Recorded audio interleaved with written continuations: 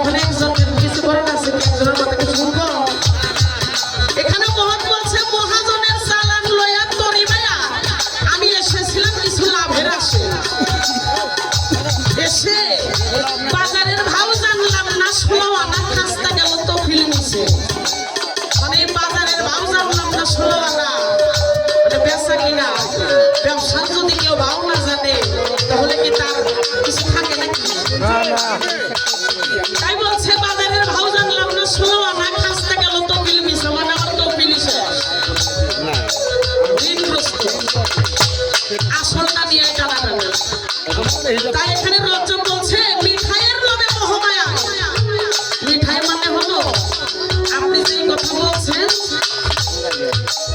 যে সহবাস আর বসবাস এক জিনিস না, আসলে কি সহবাসের কথা কইছে নাকি?